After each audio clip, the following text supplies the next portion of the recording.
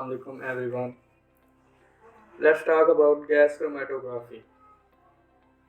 Gas chromatography में आज हम इसका बेसिक इंट्रोडक्शन देखेंगे, उसके अलावा इसकी डेफिनेशन देखेंगे, उसकी टाइप्स देखेंगे, जीएलसी गैस लिक्विड क्रोमेटोग्राफी और जीएससी गैस सॉलिड क्रोमेटोग्राफी, और इसका हम बेसिक प्रिंसिपल देखेंगे।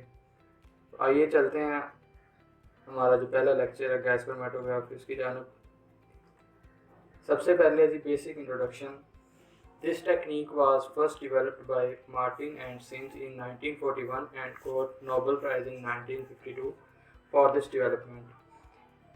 गैस क्रोमेटोग्राफी जो टेक्निक है इसको सबसे पहले इंट्रोड्यूस करवाया था मार्टिन और सिंच जो साइंटिस्ट थे 1941, और इसको इंट्रोड्यूस करवाने की वजह से इनको नोबेल प्राइज़ दिया गया था 1952 में।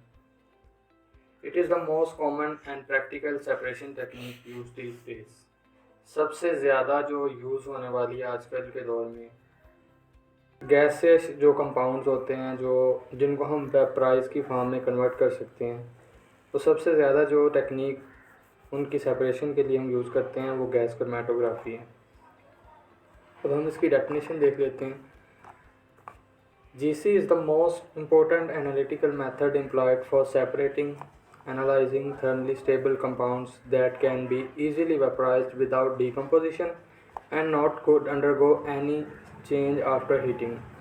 गैस क्रोमेटोग्राफी जो है वो एक इम्पोर्टेंट एनालिटिकल मेथड है जिसको हम गैशियस जो कंपाउंड्स हैं उनमें जो कंपोनेंट्स होते हैं उनको सेपरेट करने के लिए और उनके एनालिसिस करने के लिए हम उसको यूज़ करते हैं। और वो गैशियस कंपाउंड कौन से होते हैं जो कि थर्मली स्टेबल होते हैं, मतलब कि जब हम उनको हीट अप करें तो वो टूटे ना, ठीक है, और इजीली वो वेपराइज हो जाएं विदाउट एनी डिकम्पोजिशन। का मतलब यही है कि वो फर्दर डिकम्पोज ना हो, ठीक है, और आफ्टर हीटिंग उनमें कोई चेंज ना आए।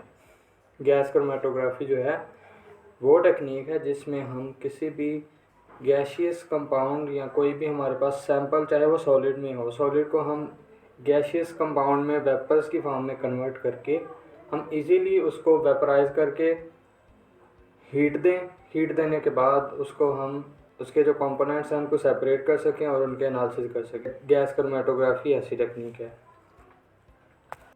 इसके अलावा इसकी एक दूसरी डेफिनेशन भी है जिसमें हम कह सकते हैं कि ऐसी टेक्निक जिसमें मोबाइल फेज़ जो है, ऐसी क्रोमेटोग्राफिक टेक्निक जिसमें मोबाइल फेज़ गैस हो उसको हम गैस क्रोमेटोग्राफी कह सकते हैं, ठीक है। उसके बाद उसकी टाइप्स हैं गैस क्रोमेटोग्राफी की। First one is gas liquid chromatography and the second one is gas solid chromatography. Gas liquid chromatography क्या है, जैसा कि नाम से ही पता चल रहा है कि ऐसी टेक्निक गैस क्रोमेटोग्राफी की ऐसी टाइप जिसमें मोबाइल फेज़ जो है वो गैस हो और स्टेशनरी फेज़ जो है वो लिक्विड हो, उसको हम कहते हैं गैस लिक्विड क्रोमेटोग्राफी।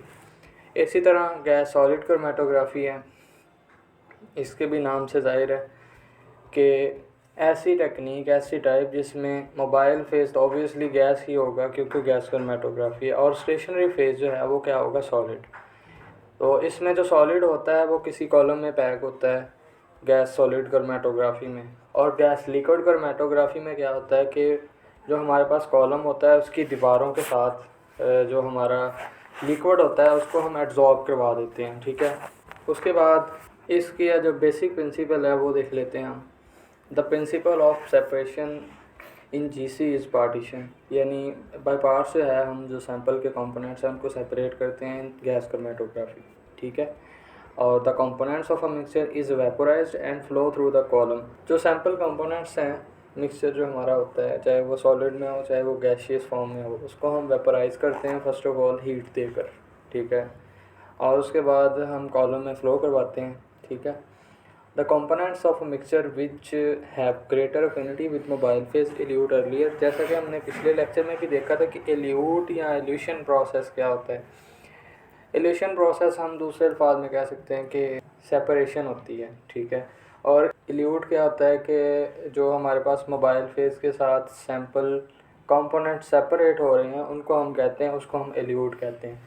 और जिनकी अफिनिटी यानी जो ज़्यादा देर तक मोबाइल फेज़ के साथ रह सकते हैं, अटैच हो जाते हैं, ज़्यादा देर तक अफाइन करते हैं, उनकी एफिनिटी मोबाइल फेस के साथ ज़्यादा होती है, वो जल्दी इल्यूट हो जाते हैं, यानी मोबाइल फेस के साथ फ्लो कर जाते हैं, सेपरेट हो जाते हैं, ठीक है। और जो कंपोनेंट्स जिनकी एफिनिटी कम होती है, स्टेशनरी फेस के साथ ज़्यादा होती है, वो लेटर इल्यूट होते हैं, ठीक है।